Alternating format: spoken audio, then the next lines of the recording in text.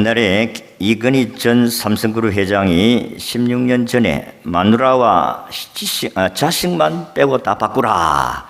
그래서 그때 한 번 바꾸자 하는 그런 분위기가 있었습니다.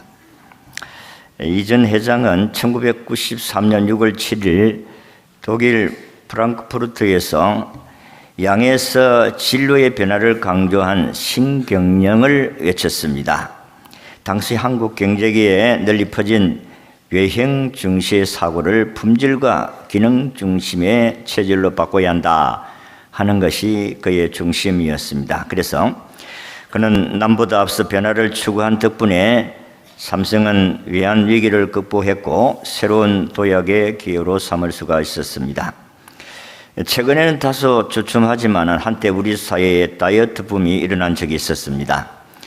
어떤 사람이 방송에 나와서 다이어트 비법을 소개하면서 자신이 10여 년간 다이어트 경험으로 미뤄볼 때에 다이어트에 성공하고 그리고 계속 노후를 막기 위해서 반드시 체질을 바꿔야 한다. 그렇게 이야기를 했습니다.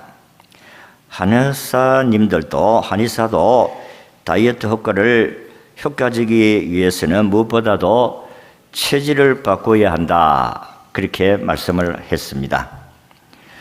한의사들도 자신의 질병을 치료할 때 그 사람의 체질을 알고 치료하면 죽을 사람도 고칠 수 있다고 했습니다. 요즘 노인 연령이 많이 높아지기 때문에 신체적인 연령은 옛날이나 지금이나 나이가 좀 연장이 됐다 뿐이지 별반 차이가 없다고 합니다. 그렇기 때문에 노년에 건강하게 살려고 하면 이젠 무엇인가 체질을 변화시켜야 한다. 우리 건강 체질입니다. 생활 태도의 체질, 먹는 식습관, 운동 습관, 수면 습관, 취미 등등을 바꿔야 한다는 것입니다. 우리가 이 교회적으로도 마찬가지로 여러분들이 영적인 체질을 바꾸지 않으면 이 시대를 믿음으로 이겨나갈 수가 없습니다. 옛날엔 농경시대 때 일찍이 자고 일찍이 일어나는 시대가 있었습니다마는 지금은 너무 사회가 발달이 되어서 너무 사람들이 늦게 잡니다. 근데 우리 신앙인들은 기억해야 될 것은 주일을 예배를 잘 드리기 위해서 여러분 토요일 날은 일찍이 주무셔야 된다. 그런 말씀입니다. 그래서 체질이 바뀌어지지 않으면 여러분들은 이 마지막 시대의 믿음 생활이 잘 안 된다는 사실을 기억해야 됩니다. 우리 교회도 64주년을 맞이하는 교회인데 건강한 교회가 되려고 하면 영적 체질을 바꿔야 됩니다. 그러니까 우리 개인적인 신앙적인 부분도 그렇다 하는 것입니다. 우리는 예수를 믿음으로 하나님의 백성이 되었고 하나님의 자녀가 된 줄로 믿습니다. 그렇다면 오늘 우리의 삶이 좀 더 날마다 새롭게 변화되는 삶이 되어야 한다. 그러면 오늘 아침 우리 개인적으로 교회적으로 무엇이 어떻게 변화야 될 것인가 하는 것을 오늘 본문에서 말씀드립니다. 그 첫 번째가 인간의 마음의 변화가 일어나야 한다는 것입니다. 여러분들의 마음이 움직이지 않으면 행동도 움직일 수가 없습니다. 오늘 2절을 보니까 너희는 이 세대를 본받지 말고 오직 마음을 새롭게 함으로 변화를 받아. 마음을 새롭게 해야 변화가 일어난다고 했습니다. 여기 마음은 인간 본질을 말씀하는데 이성과 도덕, 인간의 활동과 관련된 이해력이나 사고력 등을 의미하기도 하지만은 하나님 모양과 형상대로 창조된 인간의 본질적인 것을 의미하는데 우리의 신앙의 자소에 우리 하나님의 형상인 의와 거룩과 진실함이 우리의 마음의 자소에 있어야 되는데 이게 죄가 들어옴으로 말미암아 이게 망가져 버렸어요.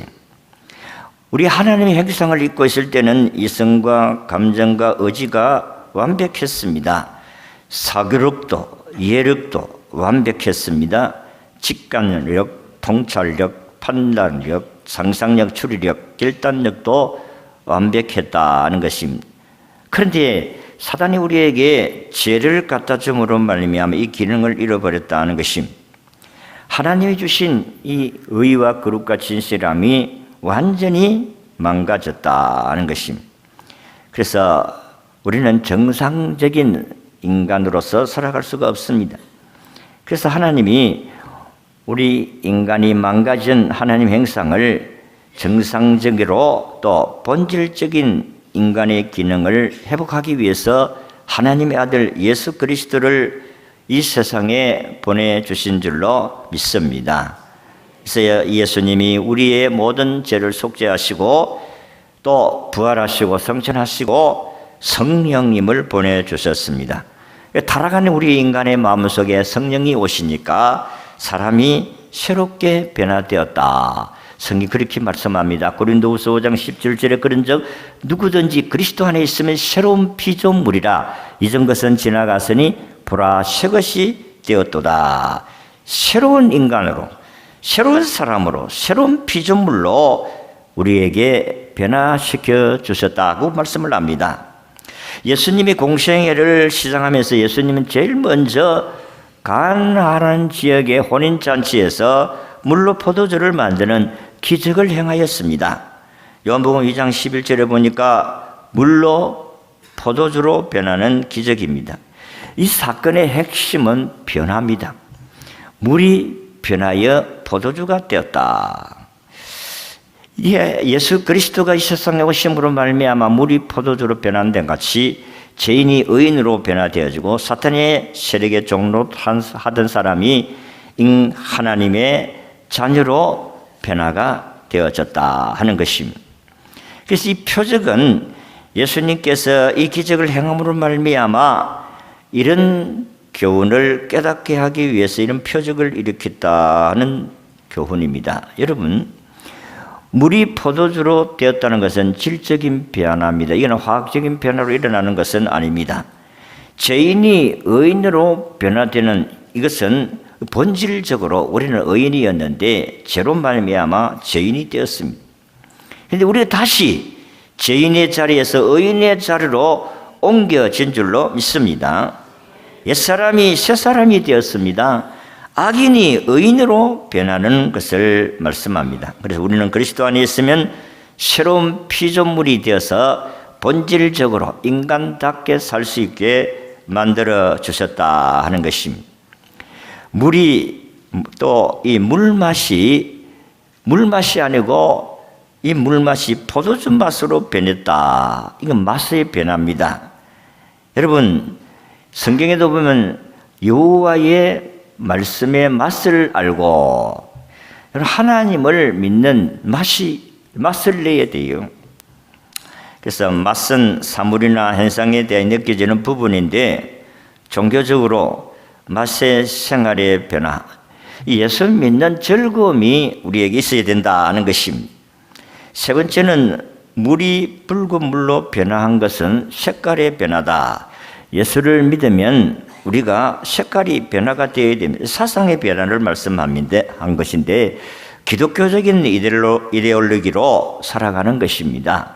여러분, 기독교적 가치관을 말하는 것인데 이 기독교적인 가치관이라는 것은 유일신입니다. 하나님 외에는 다른 신이 없다.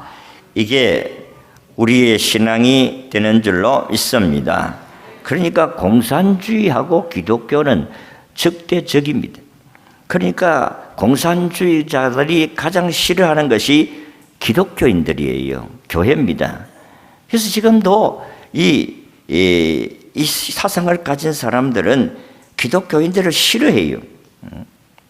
그래서 우리가 예수를 믿으면 색깔이 하나님 외에는 다른 신이 없는 것으로 변화되는 줄로 믿습니다. 항아리에 담겼던 물이 포도주병으로 옮겨진 것은 위치의 변화입니다. 마귀의 자녀가 하나님의 자녀로 바뀌는 것입니다. 어둠에서 빛으로 변화를 의미하는 것입니다. 사망에서 생명으로 옮겨지는 것을 말씀합니다. 여러분들이 죽었던 자리에서 사는 자리로 옮겨진 줄로 믿습니다. 우리는 하나님의 나라에 들어갈 사람의 위치로 옮겨졌어요. 위치가 완전히 예수 안에서 변화가 되었다.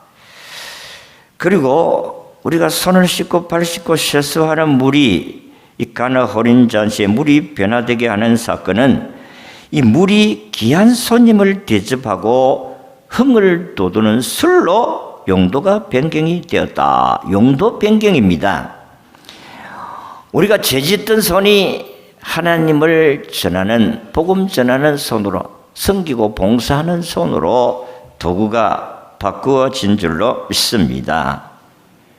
이게 예수 믿고 구원받은 사람들의 변화라는 것입니다. 베드로가 고기 잡던 자리에서 그거 다 버리고 복음 전하는 자로 변화했다 하는 것입니다. 도둑질 하던 삭개오가 예수의 제자가 되었다. 변화의 비결은 종들의 순종입니다. 종들이 예수님 말씀에 무조건 순종하셨습니다. 하지만 근본적인 원인은 예수님의 능력이고 성령의 능력입니다. 이들이 예수님 무슨 말씀을 하시든지 간에 항아리에 물을 부으라 하면 붓고 그거 떠다 주라 하면 떠다 주고 무조건 순종이에요. 그렇습니다. 순종이 쉬운 것은 아닙니다. 우리 타락한 인간은 순종이 더 쉽겠습니까? 불순종이 더 쉽겠습니까? 불순종입니다. 저도 마찬가지고 이 타락한 본성은 불순종의 성품이 그대로 있습니다. 여러분들은 예수 믿고 선한 것 같이 착한 것 같이 죄 안 되는 것 같이 생각하지만은 이 본성이 더러워요. 본성이 불순종의 성품을 가지고 있다. 그런 말씀입니다. 순종이 쉽지 않습니다. 그런데 하나님이 예수를 영접함을 통해서 이 성령 하나님이 우리 속에서 순종으로 변화시켜 주신다. 순종하니까 변화가 됩니다. 그리고 변화가 되니까 그 결과는 포도주가 부족했는데 부족한 것이 풍족하게 되었다. 여러분들이 마음에 늘 넉넉하지 못하고 근심 걱정으로 가득 찼는데 예수를 모시니까 만족스럽고 베풀고 싶고 나누고 싶고 기쁘고 즐겁고 이런 넉넉한 마음을 받는다는 것입니다. 예수님이 내 속에 오셔서 내 마음을 변화시키면 그렇게 됩니다. 그리고 근심, 불안, 우울증이 다 해소되었다. 마리아는 포도주가 떨어졌으니까 근심이 되었습니다. 아이고 이게 잔치집에 포도주가 떨어지면 안 되는데 연회장도 역시 불안합니다. 아이고 이 사람이 일이 많아와가지고 이게 포도주가 떨어지면 곤란한데 손님들도 마찬가지로 포도주가 떨어지면 불쾌하지 않겠어요? 그런데 예수님이 물로 포도주로 변하니까 한 번에 다 해결돼 버렸어요. 그리고 기쁨이 충만하고 처음보다 더 나중에 더 잘 되었다.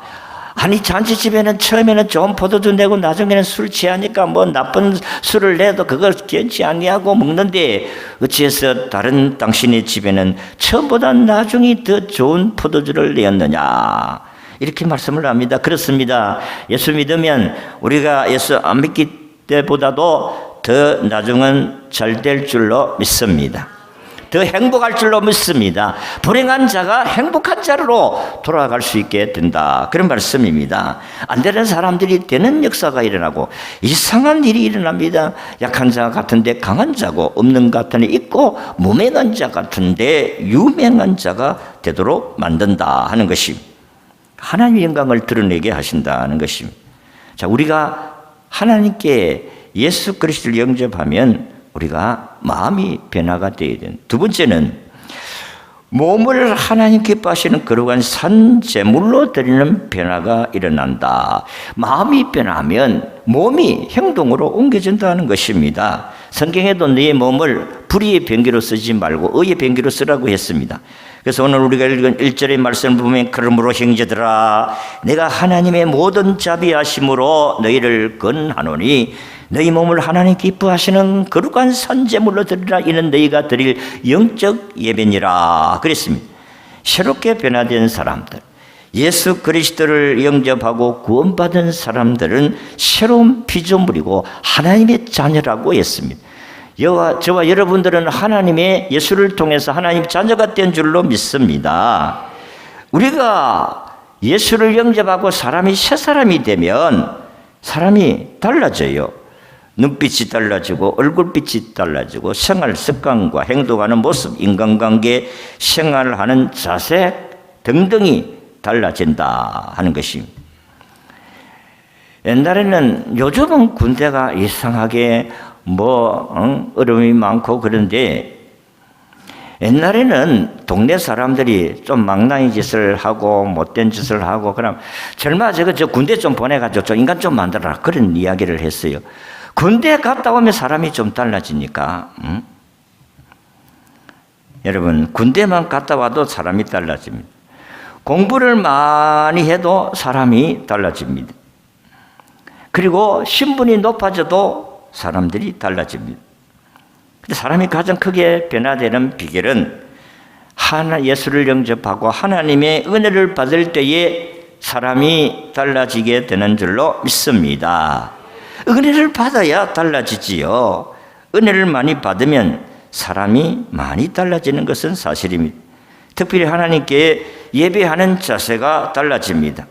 기도하는 자세가 달라집니다. 봉사하는 태도가 달라집니다. 여러분, 예배는 우리의 주인 되신 하나님을 가장 영화롭게 하는 시간이다 하는 것입니다. 나의 왕, 나의 하나님께 경배하는 것인데, 이것은 꿇어 엎드려 섬기는 것을 말씀하는데, 이것은 어른들을 향하여서 친절하게 섬기는 것이고 절을 하는 것을 말씀하고 귀중한 손님을 대접하는 것을 말씀합니다. 그러니까 예배한다는 것은 이와 같이 하나님께 경배하는 시간이다, 대접하는 시간이다, 절하는 시간이다, 그런 말씀입니다. 우리가 이해도 이제 2개월 남았습니다. 2개월이나 남았습니다. 2개월 남았다 이라고 2개월이나 남았습니다.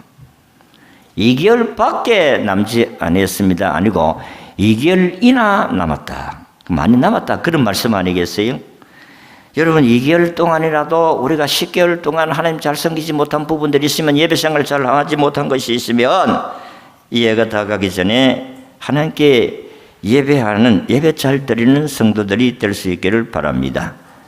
예배는 2가지 예배가 있어요. 의식적인 예배와 생활적인 예배가 있는데, 의식적인 예배라는 것은 오늘 이와 같이 순서를 따라서 하나님께 예배 드리는 시간을 의식적인 예배 시간이라 그렇게 말씀을 합니다. 그래서 우리는 이 의식적인 예배도 신령과 진정으로 예배를 드리라고 말씀을 하셨으니까, 여러분 가능하면 혹시나 늦을 수는 있지만은, 그러나 통째로 아예 시간을 늦게 와서는 안 된다 하는 것입니다.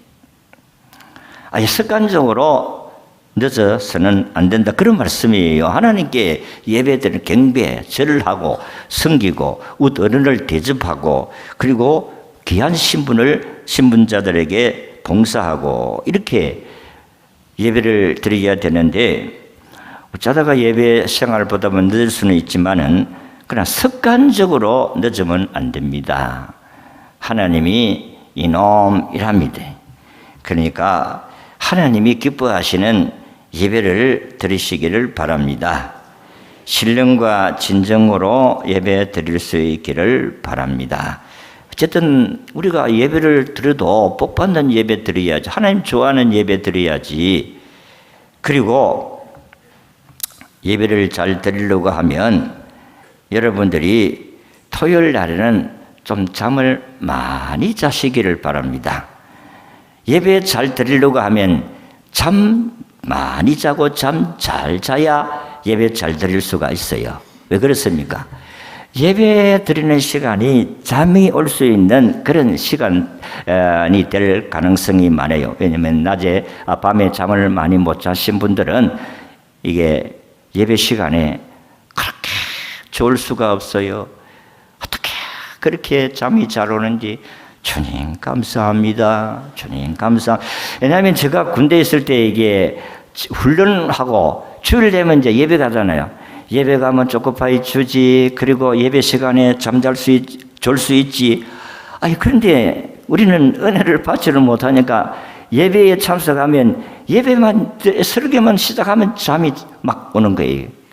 그러니까 그 군들이 얼마나 피곤합니까? 그러니까 주님 감사합니다. 주님 그래도 목사가 야단치지를 안 해요. 여러분, 왜 우리가 토요일에 잠을 많이 자야 되는가? 예배 잘 드리기 위해서.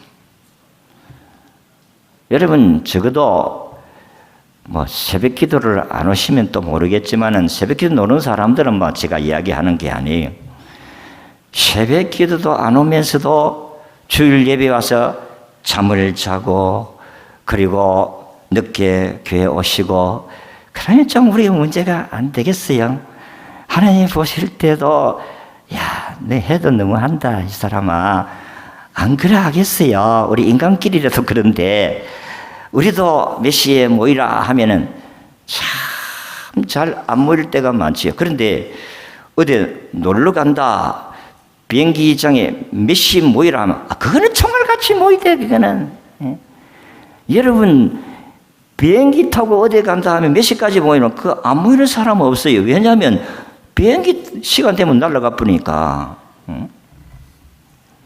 우리가 하나님께 예배 드리는 시간, 여러분, 이 시간은 하나님을 영화롭게 하는 시간이니까 토요일 되면 오늘 주일날 무슨 옷을 입고 갈까? 그것도 준비해 놓으시고, 또 여러분들이 헌금도 준비해 놓으시고, 신발도 닦아 놓으시고, 다 여러분들이 마음으로 준비해야 될 부분 다 이렇게 하시고 예배 생활을 하면은 하나님이 얼마나 좋아하시겠나, 저는 그렇게 생각합니다. 그리고 이제 생활의 예배가 있어요. 예수를 믿으시면 사람이 변화가 되어야 되는 거예요. 생활에 변화가 일어나야 됩니다. 옛날 평안도 정주에 시각장애자이고 박수무당인 백사겸이라는 사람이 있었습니다. 그는 굿을 잘해서 첩을 둘 만큼 큰 부자 무당이었어요. 근데 하루는 굿을 하는데 선교사가 구경을 하고 있었습니다. 우리가 옛날에 저도 대를 잡고 이렇게 굿하는 것을 본 경험이 있는데, 근데 무당이 굿을 하다가 못하는 거예요. 용을 아무리 써도 신이 안 내려, 땀만 뻘뻘 흘리고 못하.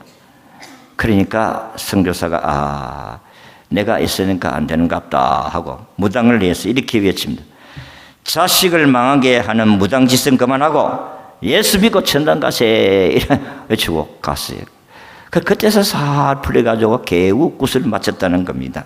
근데 이 백사겸 무당 굿하는 사람이 깨달은 게 있어요. 뭘 깨달았냐? 예수보다, 귀신보다도 더 센 신이 있구나, 이걸 깨닫는 거예요. 그리고 이 선교사가 하신 말씀이 딱 기억이 나는 거예요. 자식 잘 되려고 하면 이 자식 잘 돼야 된다는 말을 딱 머리에 들어와서, 우리 아이들은 잘 돼야 되지 않겠나.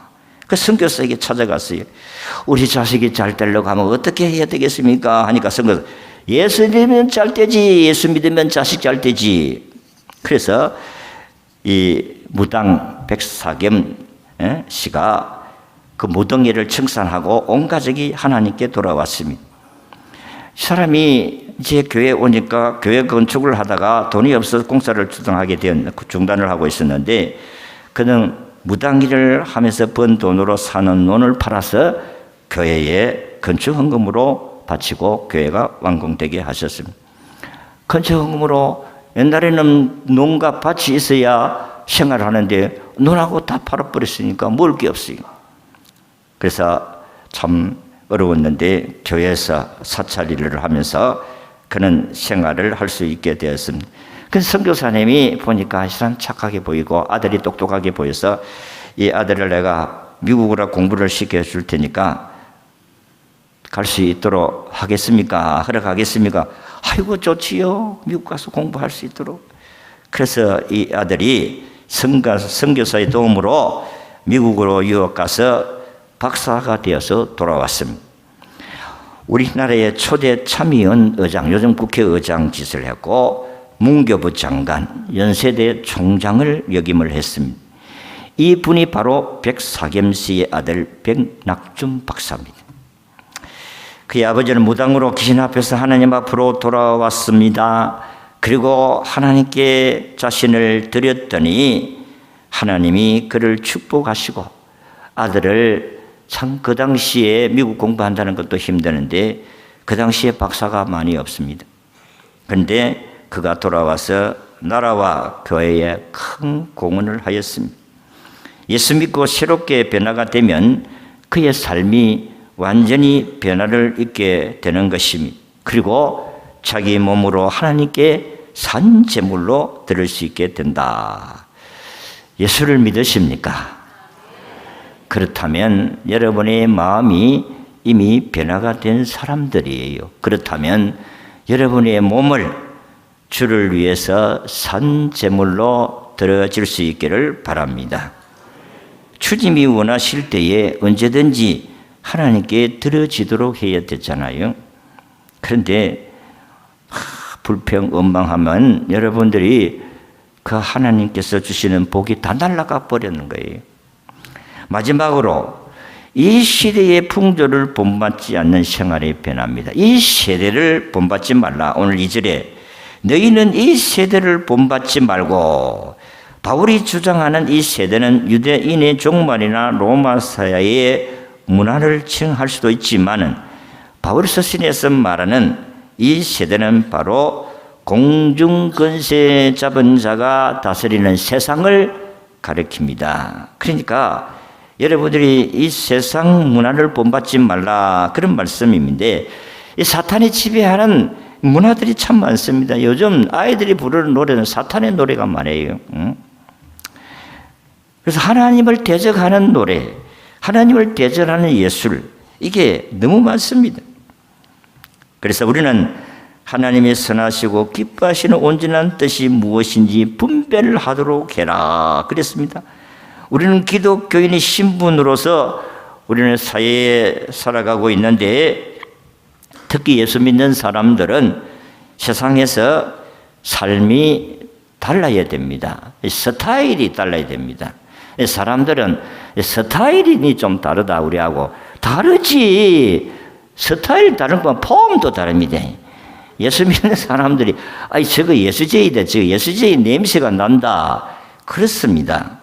우리의 몸이, 행동이 달라지기 때문에 그렇다 하는 것입니다. 세상 사람들이 우리를 향해서 하시는 말이 있습니다. 우리는 어차피 별이 몸이지만 너희는 좀 잘 살아달라. 좀 너희만큼은 좀 바르게 살아달라. 근데 예수 안에 있지 아니하면 바르지를 못해요. 예수를 믿고 여러분이 주님의 말씀에 순종하며 따라갈 수가 있다면, 따라간다고 하면 생활의 변화가 일어나야 한다는 것입니다. 그래서 2절에 선하신 뜻이 무언가? 선하게 살라는 것입니다. 여기서 말하는 선은 일반적으로 생각하는 선인데, 9절의 말씀, 사랑에는 거짓이 없어야 한다. 악을 미워해야 됩니다. 참 시대가 얼마나 거짓말을 많이 하는 시대인지 모릅니다. 정말로 우리가 얼마나 많이 속고 사는지 몰라요. 그래서 성경은 오늘 21절에 악에게 지지 말고 선으로 악을 이기라. 선하게 살면 아무도 욕하지 않습니다. 선하게 살면 우리를 누구도 우리를 해칠 수가 없습니다. 성경에 다니엘이 그런 사람이잖아요. 다니엘은 포로 잡혀온 사람, 근데 그 나라의 국무총리가 되잖아요. 근데 그 나라 사람들이 이놈이 성실하고 정말로 지혜롭게 하고 뭔가 이렇게 바르게 하니까 질투가 나가지고 저놈을 어떻게 죽일까 연구를 하다가 다른 방법은 없습니다. 아무리 조사를 해도 뇌물 묵은 게 있어야지. 그러니까 털어 먼지 안 난 게 없다고 하는데 이건 털어도 먼지가 안 나. 그래서 종교적인 법으로 이 사람을 모함했습니다. 왕이여, 왕을 한 달 동안에 왕이 섬기는 신 외에는 기도하지 못하게 하소서. 만약에 왕의 섬기는 신 외에 기도하게 하면 사자굴에다 집어넣읍시다. 왕이 아무것도 모르고 다니엘을 죽이려고 하는 모함도 모르고 도장을 찍어주었어요. 다니엘은 이거를 알고도 그는 하나님께 하루에 3번씩 기도했어요. 그것도 문을 열어놓고 문 잠궈놓고 기도하면 될 텐데. 그러니까 옳다구나, 이놈 잘 걸렸다. 그리고 왕한테 고발을 했어. 왕이여, 하나님께 왕이 의인을 찍어서 낸 이 법을 이 다니엘이라는 사람이 어겼습니다. 하루에 3번씩 기도합니다. 다니엘을 사자굴에 넣어야 됩니다. 근데 왕은요, 다니엘이 얼마나 신실한 사람인 줄 알고 어떻게 하면 이놈을 좀 구원을 해볼까, 구출을 해볼까 아무리 써도 안 돼. 왕이 의인을 찍어서 한번 이야기한 것은 지켜야 되는 거예요. 그래서 그는 밤새도록 모든 음식을 다 전폐하고 그는 금식하면서 밤을 새웠어요. 아이고, 신이여, 이 다니엘을 좀 살려주세요. 그래서 왕이 이 아까운 사람을 죽게 하는 것을 너무 마음이 아파가지고 밤새도록 그는 잠을 자지 아니하고 아침 일찍 일어나가지고 사자굴 속에 사자굴 앞에 가지고 살아계신 하나님 믿는 다니엘아, 살아있는 하나님이 너희를 살려주느냐. 그러니까 밑에서 다니엘이 왕이여 만세수를 하옵소서, 하나님이 지난밤에 왕의 사자의 입을 봉하시고 나를 지켜주셨나이다.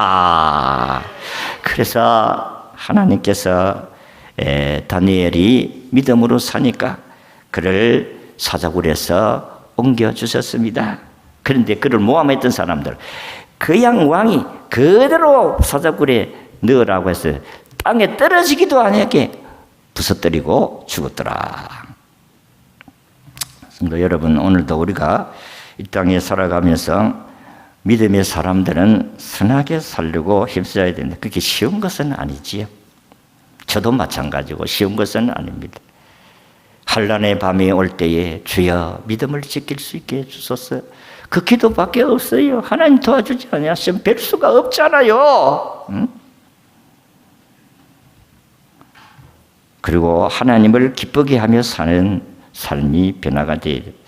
하나님을 기쁘게 하는 것은 믿음이에요. 하나님을 믿는 믿음, 그리고 말씀을 믿는 믿음. 이브리 11장 6절 말씀, 믿음이 없이는 하나님을 기쁘시게 못한다. 그래서 믿음으로 살아야 됩니다.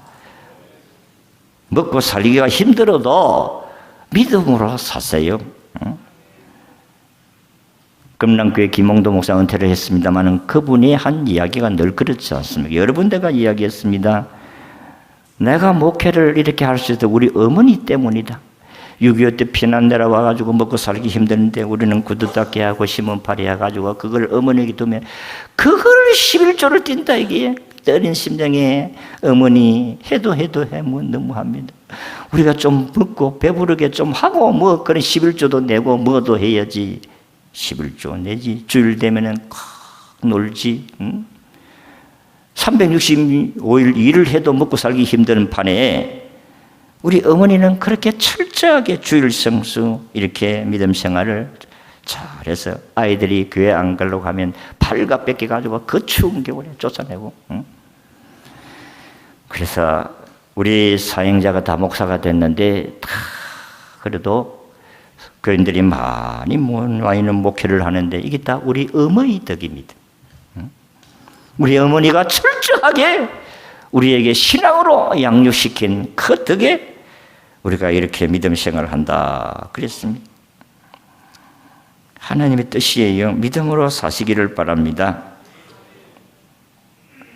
항상 기뻐하라, 쉬지 말고 기도해라, 범사에 감사해라. 이게 다 하나님의 뜻입니다. 항상 기쁘가 됩니까? 항상 기쁘게 됩니까? 항상 기도가 됩니까? 애를 써야 되지요. 애를 써야 된다고 성경에는 힘써라 이라는데 애를 써야 됩니다. 애 낳으려고 하면 힘써야 돼요. 그러니까 하나님 뜻을 이루러 가면 애 낳듯이 힘써야 된다니까. 그게 애를 쓰는 겁니다. 힘쓰지 아니하고 애쓰지 아니하고 그냥 아기가 나오지를 않는 겁니다. 믿음 생활도 마찬가지다. 자, 20년 동안에 닉슨 대통령이 대통령의 부대통령으로 있을 때에 그가 대통령으로 당선되기 위해서 찰스 콜슨이라는 사람은 법률 고문으로 나중에 봉사를 했는데, 이분은 이 닉슨 대통령을 대통령시키기 위해서 월스트리트 저널에 의하면은 그의 냉철함과 능력에 대해서 찰스 콜슨은 자기 어머니나 할머니의 시체를 밟고서라도 그런 대통령을 당선시키려고 한 큰 열정적인 사람이었다. 그렇게 소개를 하고 있습니다. 그가 닉슨 대통령이 되어가지고 그는 법률 고문으로 봉사를 했는데, 이게 닉슨 대통령 민주당 본부에 그 도청을 해가지고 그 사건이 벌어짐으로 내가 하다가 보니까 이렇게 됐습니다. 이 사과하면 끝날 부분을, 그리고 용서를 받을 부분을 거짓말을 하고 숨기려고 하고 그 어떻게 사건으로 대통령도 하야를 하고 지도 감옥에 가게 되었습니다. 이 찰스 콜슨, 이분은 참 불행한 사람. 그는 예수 안 믿는 사람인데 그는 감옥에 가서 비로소 예수를 만나게 되었습니다. 그는 나중에 졸업을 해서 목사가 되는데, 얼마나 이웃과 어려운 사람들을 위해서 적극적으로 일을 했든지 종교계 노벨상이라고 하는 템플턴 상을 이분이 받았어요. 사람이 마음으로 변화가 되면 가치관과 인생관이 달라진다니까. 꿈이 오직 주님밖에 없다 하는 것입니다. 변화는 나에게 실천으로 표현되도록 하는 단어입니다. 많은 사람들이 신앙을 통해 삶이 변했다고 이야기합니다. 그러나 그 변화는 자신을 위한 변화일 뿐만 아니라 세상을 향하여서 변화시킬 수 있는 능력의 사람들이 되어야 된다는 것입니다. 여러분들이 변화가 마음이 일어나면 행동으로 옮겨지고, 그리고 그 행동은 하나님이 기뻐하시는 생활의 삶의 변화가 일어나야 된다. 우리는 예수 믿는 사람들로서 이런 은혜를 받아 자신도 변화되고 세상을 변화시키는 저와 우리 모든 성도들이 다 되시기를 진심으로 바랍니다.